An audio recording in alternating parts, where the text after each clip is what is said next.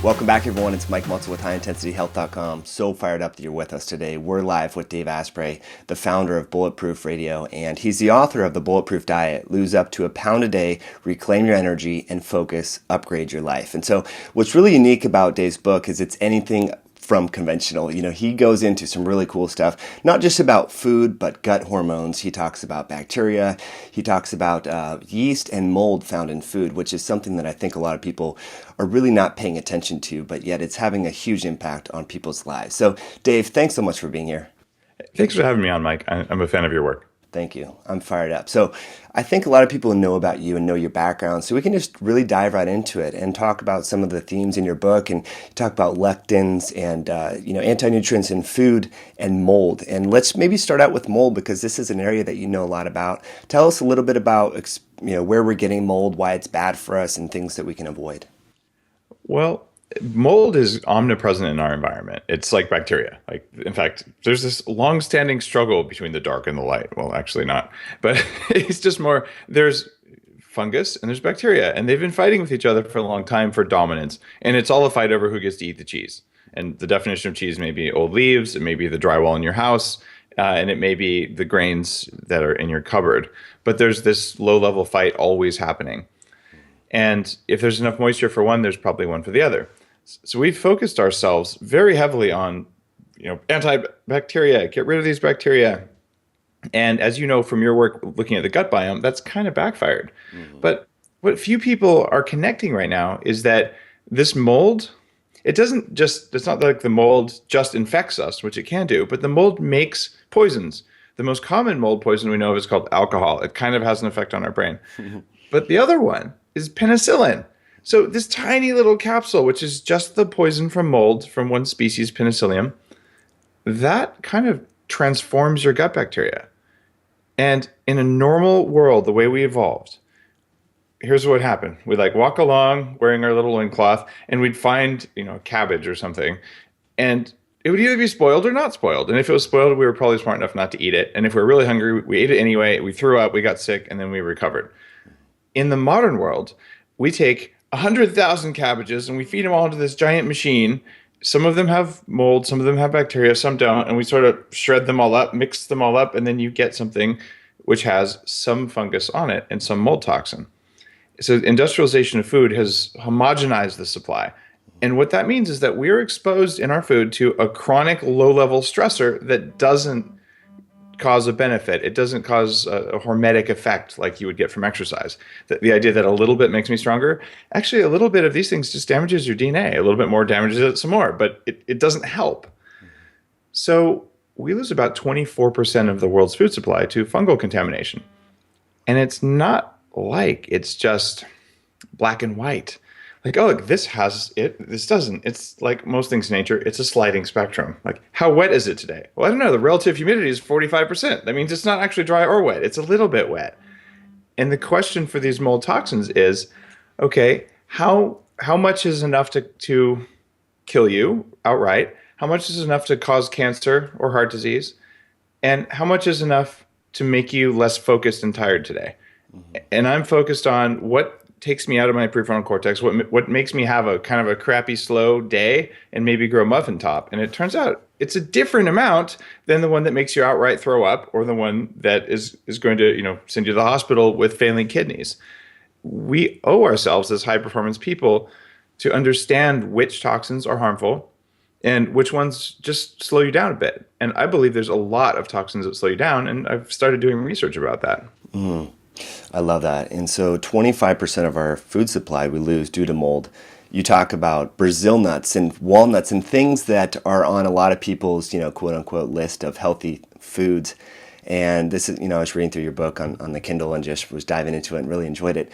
So how can we minimize exposure? So what foods, it's laid out really well in your book, Dave, but share with us a little bit the top offenders here that, we're getting these small amounts of mold that may cause the brain fog in the muffin top. Where are they coming from? Grains are the number one source. And this is really kind of scary, but when you feed grains, and that includes corn is a major source of fusarium-based mycotoxins because about 98% of corn gets infected as it's growing. And then we spray Roundup on the crop, which increases toxin production by about 500 times. So what used to be an annoying problem in corn is now like, wow, that's really bad for you problem in corn. This is one reason that dried corn products, even though they're gluten-free, are maybe not going to work for you.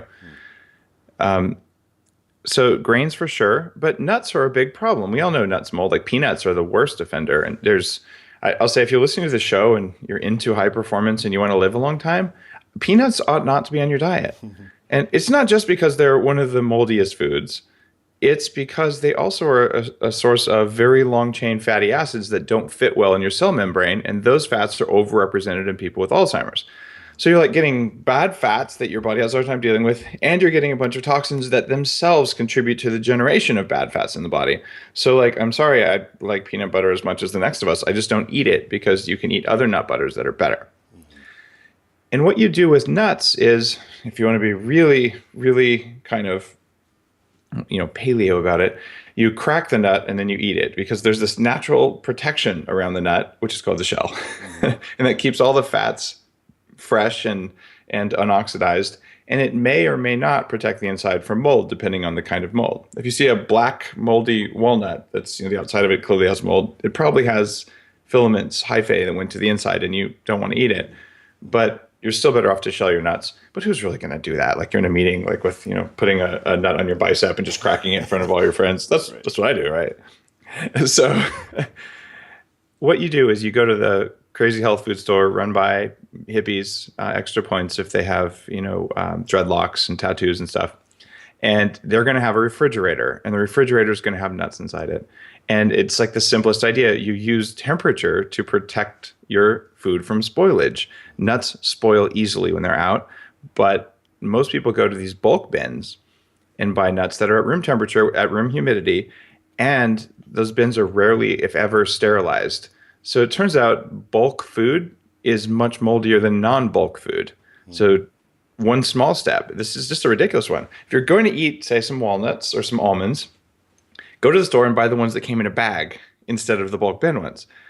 And don't buy the slivered or finely chopped ones, because here's what food producers do. And I say this, Bulletproof is a food producer. I don't do this kind of stuff because it just makes me mad. But this is a very common decision, and it's not born out of evil. It's born out of economics. Here's a handful of nuts. These nuts are basically, let's say, they're a little bit off. They aren't pretty. We didn't actually test this batch to see if it had mold toxins, although maybe we were supposed to, maybe we weren't, but we tested some batches. So these ones are ugly. Now, if you sell them whole, no one wants to buy them because they're fugly. So you sliver them, and now you have expensive slivered almonds made of ones that you couldn't sell. So the uglier the nut, it could just be physical damage, but it's more likely that it has a slight fungal problem, enough to affect whether you get food cravings. And I see all the time, I've gotten this email before. Coffee is a major source of mold. So I make a coffee that's mold free because we change the production process and we lab test it to make sure that it doesn't have even very small amounts of mold that would be far in excess of the few standards that exist for coffee. And people say, Dave, I was just drinking some high-end organic coffee and I didn't believe the thing about mold, but I finally tried yours and my 2:00 afternoon energy crash just went away. Like this is the first day I tried it. Yeah. What happens is you get toxins in your food, and it might be from coffee, it might be from chocolate, those are high-risk foods, it might be from grains, and it might be from that industrial meat because you couldn't find, say, grass-fed meat. So you ate an animal that bioaccumulated mold toxins from its food supply, particularly pork is bad about that. And then a couple hours later, your body's like, I just got like a lot of mycotoxin. And there's two main things it's going to do aside from mess up your gut biome and cause even biofilm formation. It's going to hit your liver or your kidneys. As humans, we generally suck at detoxing anyway. Right.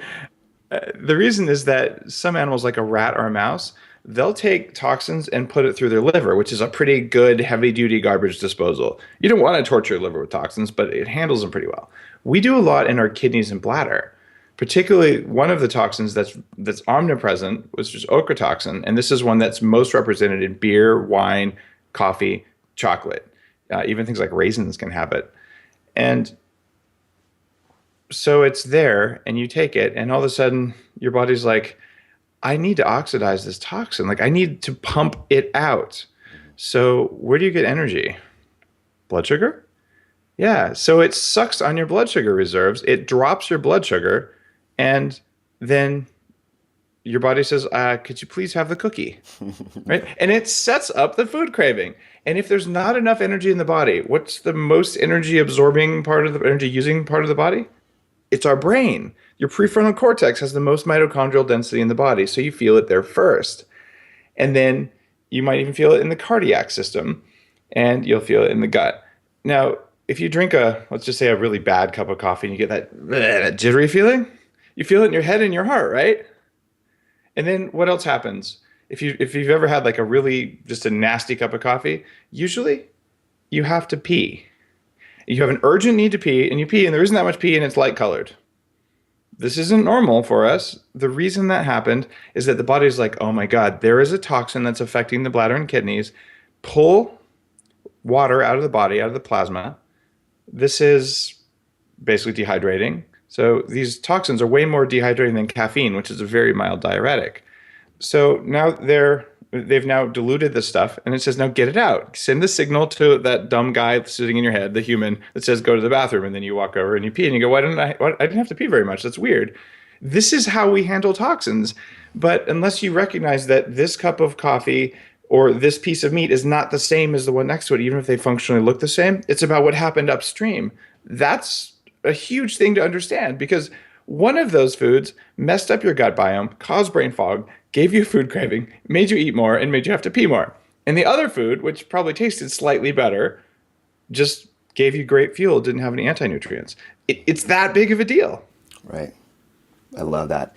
And a past guest on the show, Jeff Bland, he was famous for saying the solution for pollution is dilution, just like you said. So whether it's water in the colon or urination is one of the body's main reactions, just like you just said, Dave. So that's a nice mnemonic if people want to kind of remember that. And I love how you made that connection between inflammation and metabolism and the blood sugar shift. And so let's kind of hold that thought. I definitely want to dive into leptin and insulin because that's how you introduce the book, and we can have a fun time with that. But just want to reinforce something you said that I think is so important.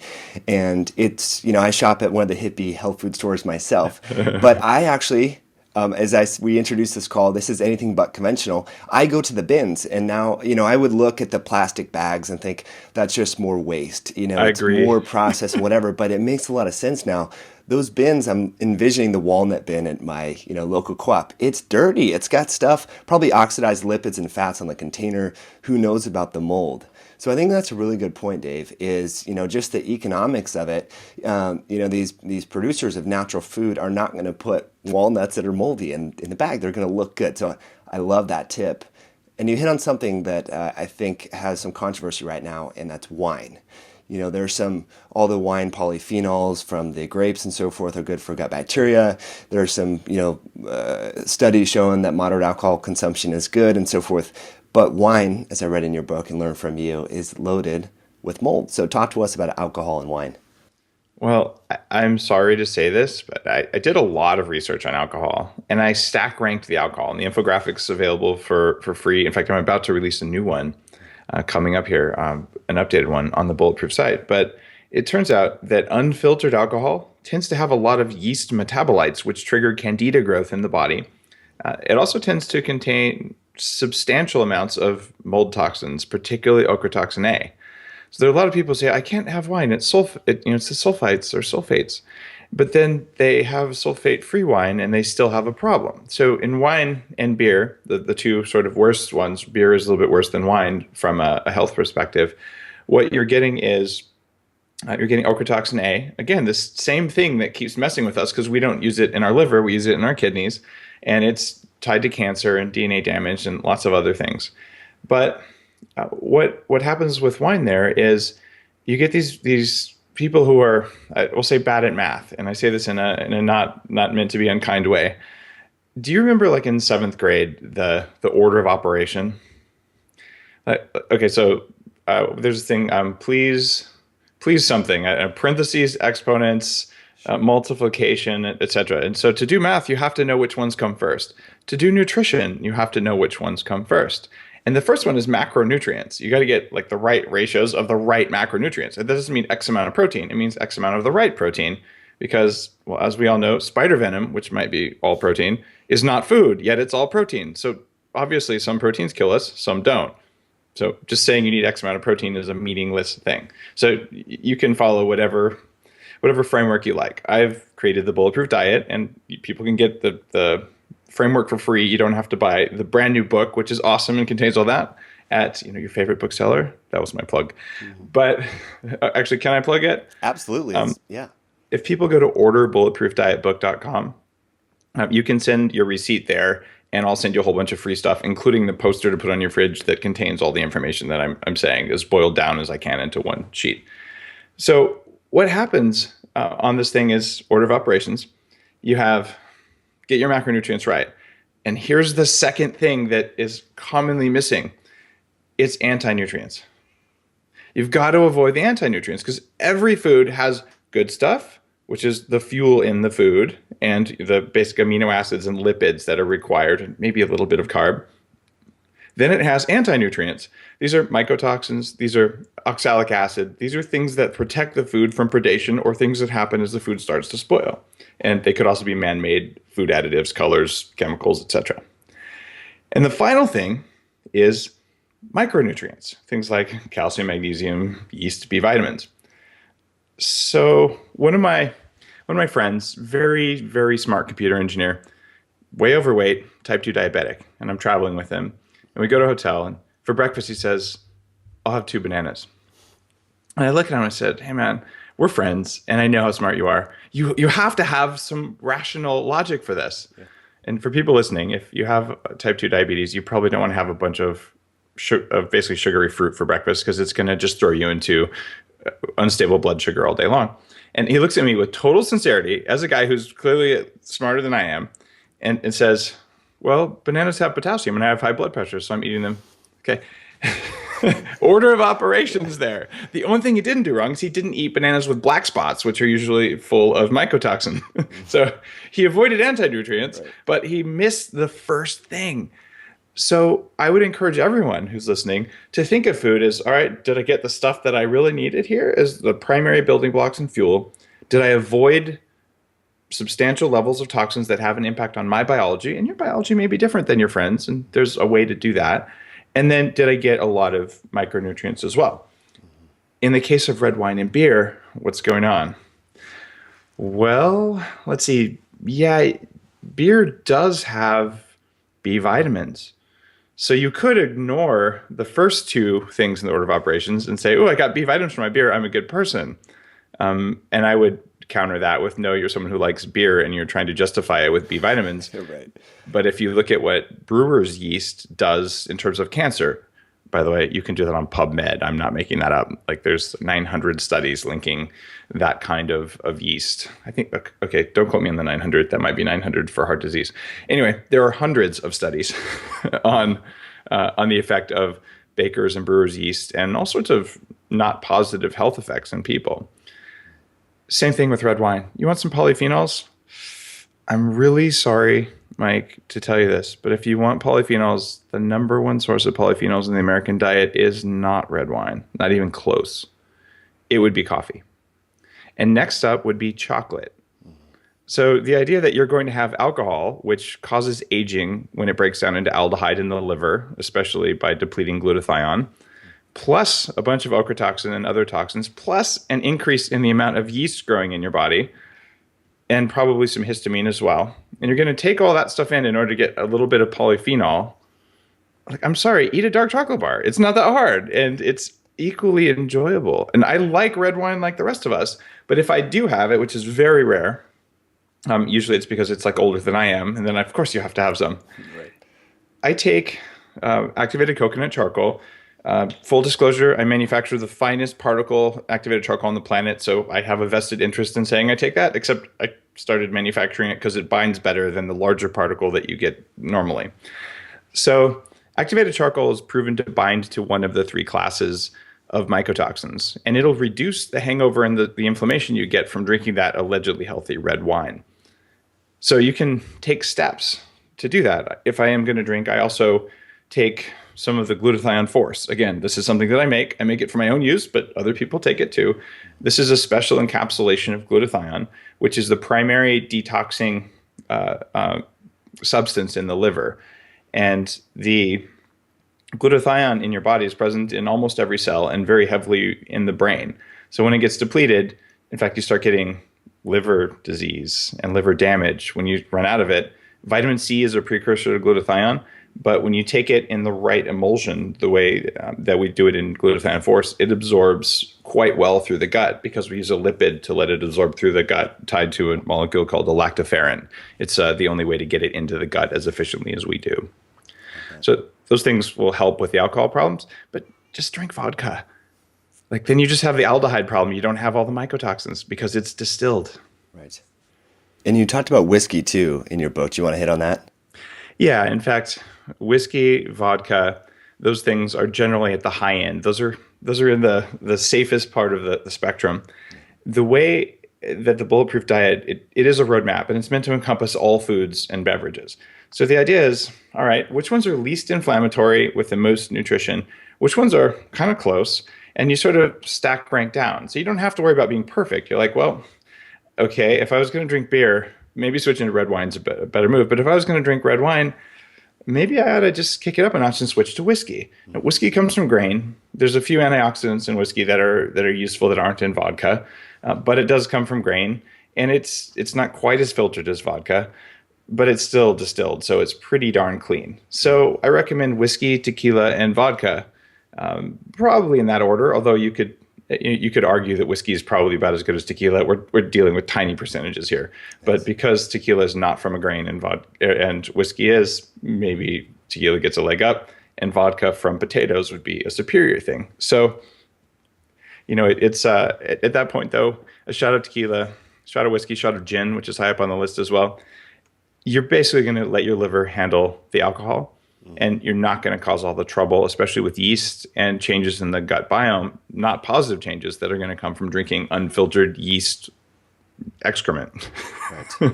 Really well said there. And just want to reinforce, we're not necessarily encouraging everyone goes out and drinks, but should you drink, these are better options. Is that right, Dave? As a matter of fact, I'll just say it. And I'm sorry because this sucks.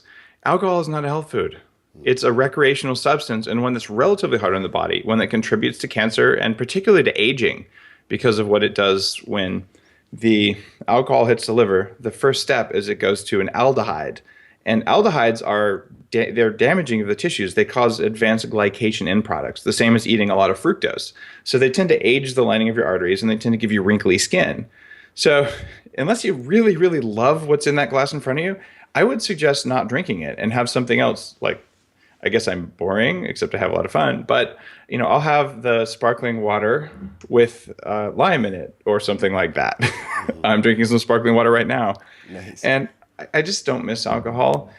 Maybe if you need some social lubrication, you should work on your autonomic stress response for a little while. And there's biohacking technologies, even stuff I write about in the Bulletproof diet book about stress reduction. Because stress from eating a toxin in your food, stress from exercising too much, stress from your substantial other yelling at you, or job stress, all of those things are stressors. So if you have social anxiety and you cure it with 5 beers, like address the social anxiety, and then you can get rid of that stress, and then you can get rid of the biological stress of having 5 beers. And maybe you only have one, or maybe you'll switch to having a shot of vodka or vodka soda, and you feel like you still got some kind of alcohol that you enjoyed, but you just didn't feel like you needed it the way you did before. Mm-hmm.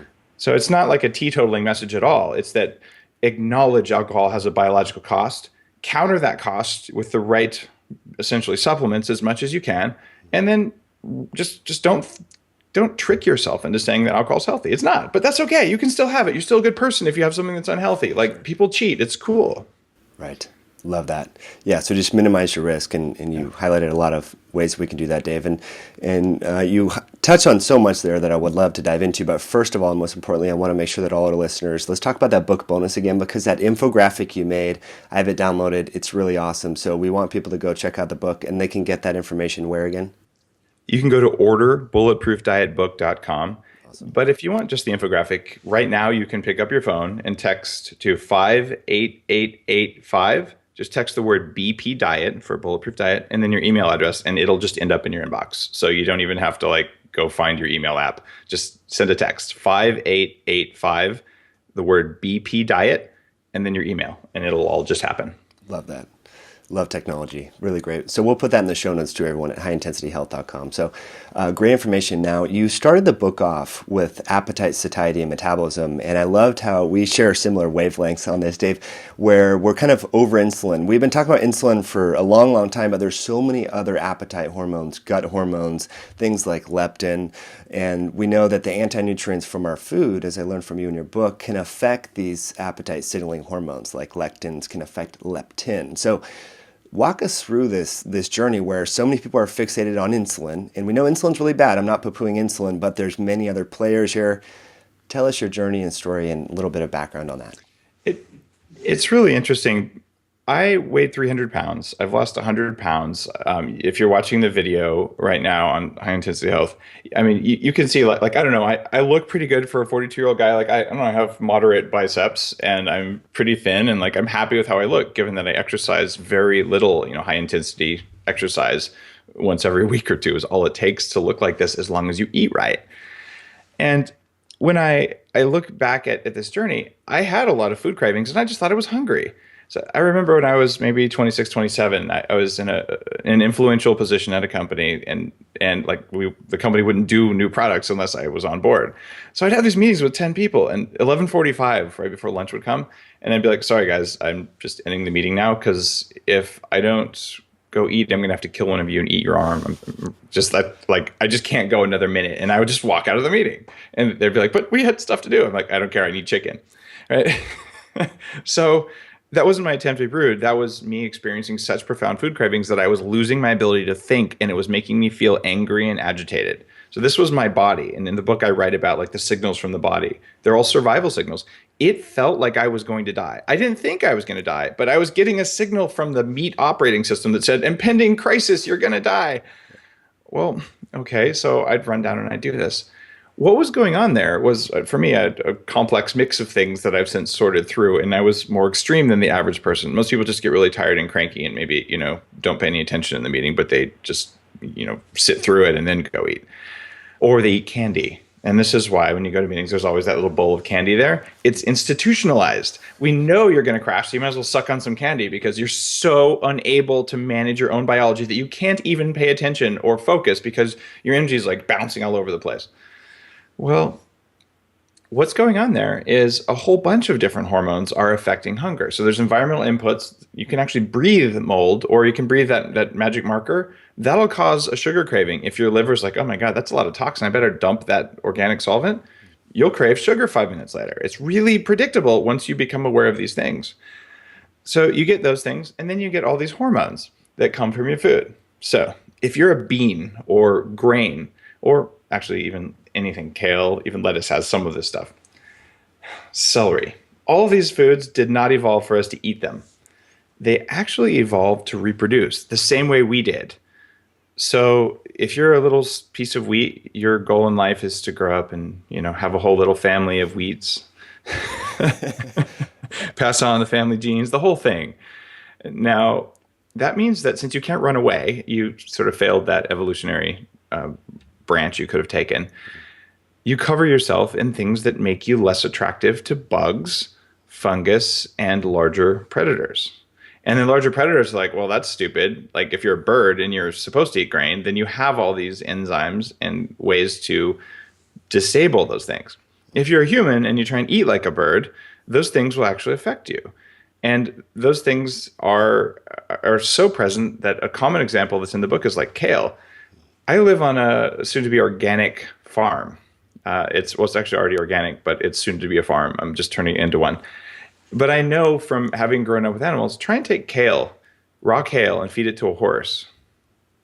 The horse is going to look at you like you're stupid and be like, could you give me some grass or an apple or something? Because it can taste the antioxidant in the kale. But we're like, I put kale in my smoothie and I add a bunch of fruit to it so I can like trick my body into accepting it without like wanting to throw up. But that thing was in the kale to prevent you from eating it, to make it so it wouldn't be as healthy. So there's good stuff in kale, which is why we ought to cook it to deactivate some of the bad stuff. But we go through this kind of complex thing in the book, and lectins are one of the primary defense systems that's used by a lot of plants. Now, lectins are not good or bad. We use lectins as signaling molecules in our body all the time. These are basically proteins that are attracted to different types of sugars, and most of the cells in your body are lined with sugar, with polysaccharides. In fact, scientists used to call it junk sugar until they realized, oops, it's kind of important. So what we do then with these lectins is they come into our body, and depending on your gut makeup, depending on your biome potentially, and certainly depending on your genetic situation, these things will come into the body and they can affect leptin. So lectin, which is essentially used as a defense molecule, then turns on leptin with a P, and your leptin levels control hunger and cravings. So if you are one of the people who responds to a food that contains a certain type of lectin, like potatoes or sweet potatoes or whole grains, then you're likely to experience changes in leptin, which can make you leptin resistant. Now, leptin is something that happens before insulin happens. So you get to be resistant to the hormone leptin because you keep smacking it over the head by eating lectins. So lectins made you leptin resistant, which happened before insulin resistance, which happened before diabetes. I'm a biohacker. It's all about hacking the human body. And my background actually is decision support systems, which is a subset of artificial intelligence. And I really was a hacker, not a black hat bad hacker. I worked, in computer security for quite a while. So I think about how do you get into the system? And sometimes you get into the system early on. And in the case of the Bulletproof diet, well, understanding that this leads to this, leads to this, the typical way that we've been trained as consumers of over-the-counter medical stuff, and as well as even our medical schools going back hundreds of years, we start looking at symptoms. And you start at the top of these symptoms. Okay, well, you've got type 2 diabetes. Well, maybe we can, the very progressive people, let's go back to the insulin resistance. What's in pre-diabetes? Well, when you keep peeling these things back, like, well, what if you stopped whacking yourself over the head with lectin so that you would stop having leptin swings, so that you would have less cravings, which would already reinforce your behavior? My perspective was like that, but rather than being preventative, I don't want to get diabetes later. Heck, I had pre-diabetes. Like my blood sugar was unstable. I had all sorts of weird health problems when I weighed 300 pounds. I wanted to have stable energy all day long with zero food cravings ever again. And what I have found in the Bulletproof diet, and I write about this from different angles, is that you do own your biology, and your body is an exquisite instrument that responds to the environment around you. So if the environment around you is set up right, and you can do that, we have all these cool things that let you do it. Like you can control what you put in your body. When that happens, you do own your biology. And if you have a food craving, it's your fault. It's because you did something wrong earlier in the day or the day before, and you triggered it, and you just don't know what that was. And it doesn't mean you're a bad person or you failed. It's an opportunity to go, wow, I just got a signal that I screwed up, so maybe I can do it better next time. And when you apply that hundreds of times a day and you go, why am I tired now? Right? You should really pay attention to the details, because there's a reason. And when you find it, it's liberating to walk around just not caring about the cookie in front of you in the conference room. There's a bowl of candy and you don't even see it because it's not interesting to you, and it hasn't been interesting in years. Like, wow. For me to be able to do that when I was the guy who had to end meetings to go eat because I was so hungry and cranky, I have more energy than I ever have, and it's because I've addressed that mitochondria energy thing, and I've addressed this leptin, and even ghrelin, another hunger hormone, is in there. So it's totally doable. You just need to know the levers. And the Bulletproof diet infographic, when we talked about, basically says eat these foods because these are the ones that aren't going to cause the cravings. They're going to cause the maximum fuel that are going to sort of make you feel good. Look at these suspect foods in the middle. Don't eat any of those for a little while. And then add them back one at a time to see which ones are your personal kryptonite. And at the bottom, there's kryptonite foods, which are basically foods that no one should eat unless they're going to die of starvation. And if you're able to listen to this podcast, you're probably not dying of starvation. Right. Really well said there, Dave. And I love how you wrap that in, that connection. And just so everyone, again, lectins, drive leptin resistance, and that affects your hunger and appetite, satiety, but also the inflammatory response too. And so for folks that want to dive more into that, if you go to bellyfateffect.com, I have some videos on that if you want to learn more about leptin resistance, and the connection with gut bacteria as well. And that's a whole nother thing, Dave. You talk about in your book, and we know this is really hot right now, the gut microbiome. I think you just had a podcast about resistant starch, and you dive into this in your book. So share with us some ways that we can ramp up our gut microbiome, and some foods and maybe herbs, spices, coffee, chocolate. Like, what are your favorite ways to really get our microbiome helping us to curb these cravings and upregulate our metabolism? I love that question. I love it that you're paying so much attention to it in your book as well, because the gut biome is something that has been frustrating for me. I was on antibiotics just about every month for 15 years as a young man, because I had chronic sinus infections, which, by the way, are caused by fungus, not by bacteria. And most people have chronic ones. I had those just every month, so I was on antibiotics just over and over and over, which wrecks your gut biome. And I have probably spent something like $50,000 on probiotics over the past 20 years. I mean, I have taken pig whipworm eggs from Thailand. I've experimented with unusual stinky substances that are supposed to make your gut better so many times. And it turns out that one of the most important things that grows in your gut, especially for weight loss and for reducing food cravings, isn't something you can buy. It's something that you feed. And as I dug into the gut biome and these hunger signals, I looked at something called FEOF, or fasting-induced adipose factor. And it turns out that when you fast or when you eat, your liver uses this hormone, amongst many others, to control the fat storage. That's why it's called adipose factor. And when you have germ-free mice, you can feed them buckets of food and they will not get fat. They're just like, they walk around looking like Clark Kent. And how is this possible? Then you put a few pellets of mouse poop in their cage, which inoculates them with normal gut bacteria for mice, and they get 60% body fat on the same diet in 2 weeks. So they just inflate. Well, here's why. These little bastards in our gut biome, they're not all good for us. So we've just discovered that lots of them modify behavior. So in fact, they can cause mental changes that affect how social you want to be, risk-taking behaviors. Basically, we're a walking support system for our gut biome from the gut biome's perspective. So the gut biome has learned.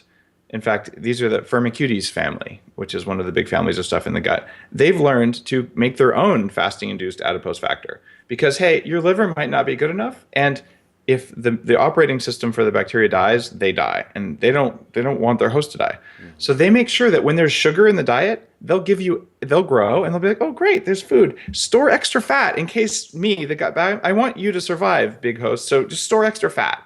And they make you do that. This is entirely separate from insulin. This is entirely separate from triglycerides, from the whole way that we think about storing fat. This is a nasty signal that your liver made just fine that a bacteria decided for you to do. And this is one reason that fat people have more Firmicutes and less Bacteroidetes. So it's a ratio thing. And they've shown you can take gut bacteria from fat people, give them to thin people, they get fat, and vice versa.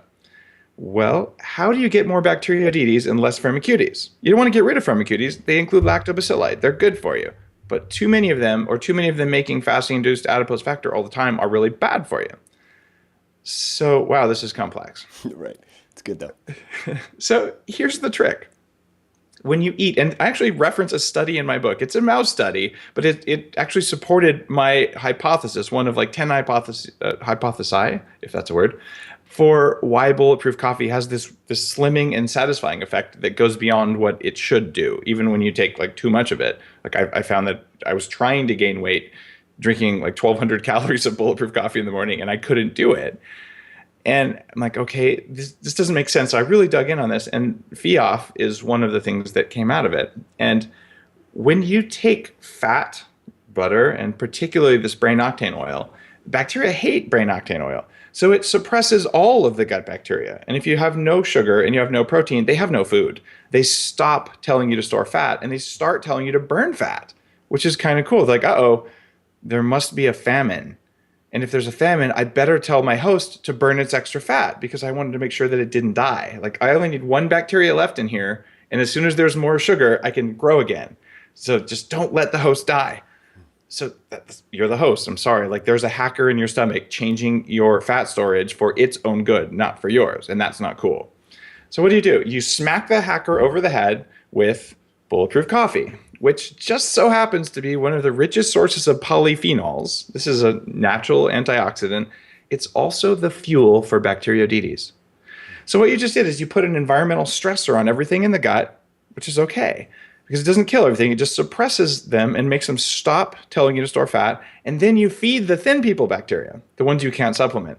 So over time, and we see this in like Ubiome results or in American Gut Project kind of things, what we see is an increase in Bacteroidetes. And I haven't done like a formal study on this. These are just anecdotal results from people who are on the Bulletproof diet, from my staff, from my own gut biome. And it's interesting, almost 2 years ago at the first Bulletproof biohacking conference, Ubiome came out very, very early in this genetic sequencing of the gut. They came out and ended up like selling enough kits to hit their funding levels. So like I'm a giant fan of this, and just to be able to see my own results and go, oh, look, I have more thin people bacteria than the average person. That's because polyphenols from chocolate, polyphenols from leafy green, brightly colored vegetables, and polyphenols from coffee can help with these Bacteroidetes. That's what they eat. And if you don't also have sugar at the same time, you won't feed the firmicutes, and you'll just shift your ratios to look like a thin person. So your ratios look like a thin person, and when that happens, you might look like a thin person too. Love that, Dave. Really well said there. And that's really in your book laid out really well. Then you dive into all the different fruits and vegetables that we should eat, like blueberries and much more. So awesome connection there. And let's finish off on something that you talk about in your book, and I think a lot of people kind of forget, and that's cooking method. We've talked about like toxic sugar and advanced glycation end products. I think we hinted on it just a little bit, but I think that's something a lot of people, they want to eat paleo, they throw this stuff on the barbecue because that's what our, ancestral humans did. But talk to us about your preferred cooking method and things we should be aware of. I'll talk a little bit about how this stuff came about. I run something called the Silicon Valley Health Institute. It's an anti-aging research and education group that's been around for almost 20 years. And for the past decade, I've been one of its leaders. I'm the chairman now, and I've been president for a while. So for all this time, we've had anti-aging experts and nutritionists and like people doing amazing research come and give a lecture for decades. And I've had a chance to meet these people and talk with them. So yes, we talk about advanced glycation end products, and we talk about, the role of oxidized lipids in cancer and inflammation and things like that. And when I first went down, this path, it's been more than a decade of working with the Bulletproof diet style of eating. I've also been a raw vegan, by the way. I never quite paleo. In fact, I didn't even know about paleo until apparently it had been a trend for several years, because I was coming at this from an anti-aging perspective. And we want to have healthy animal protein with fewer anti-nutrients, which is why grass-fed is so important. In fact, paleo nutrition, it doesn't acknowledge this, but the paleo diet is naturally relatively low in mycotoxins. So a lot of people, in my opinion, are responding to it, in addition to the fact that it has less sugar and all that stuff, just because we've eliminated mycotoxins by going with grass-fed animals and stopping eating grains. So that said, you take that nice chunk of grass-fed animal and you burn the crap out of it. You sear it at 500 degrees in a pan and you cook it for a very long time. Well, what happens when those fat molecules fall onto charcoal is they make oxidized lipids that cause inflammation. So I was doing that for a while. I'm also keenly aware of my inflammation levels because I've spent 7 weeks with electrodes stuck to my head monitoring my cognitive behavior in a program called 40 Years of Zen. So I've done essentially the equivalent of years and years of meditation. And I can tell you when my brain won't do what it's supposed to do, because I can be in the zone all day, every day. And the reason I spend all the time is because I never had that. So I'm grateful there. And I have this ability to go, something in that meal, it didn't knock me out, although sometimes that happens. Something in that meal just made it hard, because when your biology is tuned, things are easy. Like things that you would think are hard, they just come. And when when I grill my food, sometimes things aren't easy afterwards. What's going on? So I looked at what happens when you caramelize a protein. There are studies, though, that show that eating advanced glycation end products doesn't raise the body's levels of them that much. In fact, I think that the damaged fats are a much bigger issue. And things like PAH that come from that are much, much worse than dietary advanced glycation end products. But the bottom line is, if you cook your food at high temperature, especially fats, the most fragile, most important foods like that, and if you cook some proteins, they denature in such a way that your body doesn't get to take advantage of the di and tripeptides. And so all of these foods are signaling molecules for your gut biome, and they're also signals for your body. And you even absorb the genetics from some of these foods. So overcooking your foods, microwaving your foods, deep frying your foods, they always make you weak compared to lightly cooking or steaming or essentially gently cooking foods. So I've changed my approach to cooking meat, particularly, where I'll use convection oven, but under 320 degrees. And I put antioxidant spices, the stuff that I talk about in the book, on my meat, things like turmeric and oregano and rosemary, in order to reduce oxidized fats. Because the more damaged, heavily cooked fats you eat, especially things like egg yolks, things like olive oil, the more harmful it is. And it's a cumulative effect. So why give yourself biological stresses when you could actually eat foods that make you feel good and taste good? So the Bulletproof diet, the recipes in the book, are ones where we actually want the food to be intact after it's cooked. So it tastes good, it's creamy, it's delicious, it's amazing, but it causes less inflammation because we didn't damage the fats and the proteins, and we didn't bind the sugar to the proteins in a way that's probably bad for you. Mm-hmm. Really well said there, Dave. And you hit on something there that reminded me of a story that you told in your book. And this was the fact that after eating sushi, you realized your balance was off. And I think this is something that's really important. A lot of people are so focused on weight loss, but different mental cues, whether it's mental acuity or struggle to retrieve words, or as you mentioned, things become more difficult, can be a cue that something's affecting both your metabolism and your brain. So I love that, using balance and things. So any other tips besides, say, word retrieval, focus, concentration? What are some other common signs that would involve neurological impairment from our diet that you could recommend? It's interesting. I did a study of mycotoxins in coffee. We had a group of people take 7 different tests of executive function. These are computer-based tests from my friends over at Quantified Mind. And these are the same tests they use in university studies. They, for a few weeks, would drink coffee from their corner coffee shop. And then for a few weeks, they would drink the coffee beans, the Bulletproof ones that are lab tested for mycotoxin levels. And the difference was that, and this is a statistically significant and IRB approved study, in 6 of 7 measures, there were improvements in subtle measures of executive function on the beans without the mold. That's really interesting. You're not going to see these things, but even something as simple as a standard vigilance test, where you look at your phone, you look at your computer, and as soon as something that you're looking for shows up on the screen, you press a button. It's boring. You sit there for 30 seconds waiting for something. Wait. And as soon as it comes up, you press a button. And the amount of time it takes you to press the button is a great quantitative measure of how fast your brain works. Could you pay attention? It's kind of important. Mm-hmm. So if you find that it takes you half a second and then you eat some stuff, here's a good test. Go eat pizza and beer, right? And then wait and find it takes you 3/4 of a second. Your brain is about your conscious thinking brain is about a 350 millisecond delay. So if it's underneath that, it's kind of invisible to you unless you've done advanced meditation and you've developed some more awareness. And that means that when your nervous system is slower by 100 milliseconds, a tenth of a second, you don't know it unless you measure it.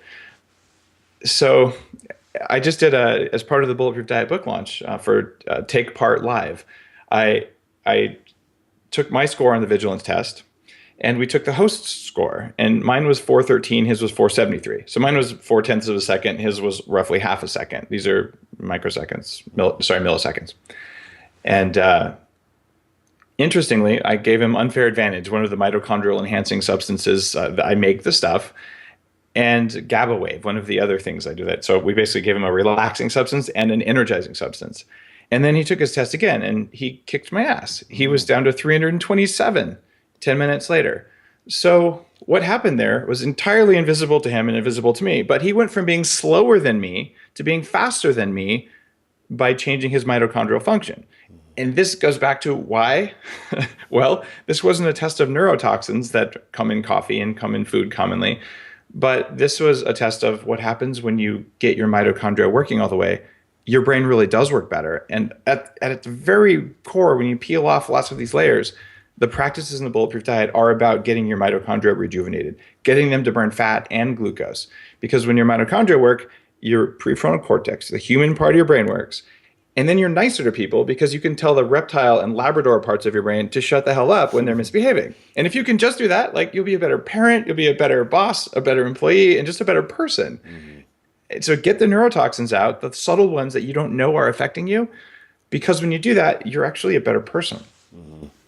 Love that. Really well said. And we'll put links to all these different products that we're talking about here. highintensityhealth.com/bulletproof diet. All links to Dave's websites and so forth. So Dave, excellent information. I love your work, love your book. I would encourage everyone to go to Amazon and definitely get this. There's so much there that this is a nice resource. You outline many foods, nectarines, peaches, pears, apples. Like, you go through everything and talk about all the different details there. So keep it up. And the last question, Dave, if you were in an elevator with, say, Barack Obama or a congressman, and you just had one elevator ride, 30 or 60 seconds to share with them one tip, one lifestyle tip, health tip, something that you feel would improve the health of Americans, what would that tip be and why?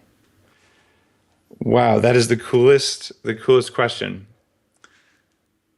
So the most important thing I would say is, for God's sake, fix our soil, because it is the root of our food supply. But that doesn't mean anything to a congressperson or president, because it's too many steps removed from our current crisis.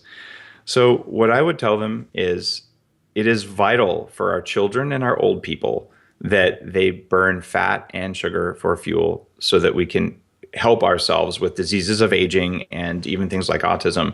The number one way I know to do that is brain octane oil, which is something I make. It's 6% of the oil in coconut oil. But if you don't have that, at least include a tablespoon of coconut oil in your diet. It's not that hard to do.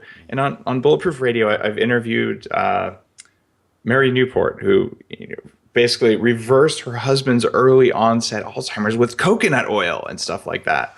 So it is tragic to me to see harmful lipids, like highly fried corn and soybean and canola oils, fed to children and fed to old people in nursing homes and hospitals. Those have no place in kids' diets. And if you put grass-fed butter and you put coconut oil, and better yet, this brain octane oil, because it just shuts down cravings and it helps brains think. I'm on it right now. It was in my Bulletproof coffee. Yes. That is something I would encourage them to do, and just say, like, come on, get some of the right fats in our diet. Coconut oil by itself is better than nothing, but it's only 6% as effective as the stuff that we can do today. So like let's start taking control of our biology, and this is the first way to do it, to help the two most vulnerable populations we have. Love that. Use fat to fight fat. Really great. Yes. Well said there, Dave. So I know you have many different websites. So if our listeners want to learn more about you, what's the best online resource where they can contact you? You can go to bulletproofexec.com, which stands for Bulletproof Executive, and my products are at bulletproof.com. And they're separate for a reason. The information I provide is free, and it's there to help people. There's more than 250,000 words. You can get the infographic, which is the spine, the skeleton of the book. I give it away for free, and I always have, because it's that important. Learn about Bulletproof coffee, make it the right way with mold-free beans. Just try it once and see if you can tell the difference, because I know you can. And go from there. Love it. Dave, thanks so much for being here. I really enjoyed talking with you. It was a pleasure, Mike. Thanks for having me on.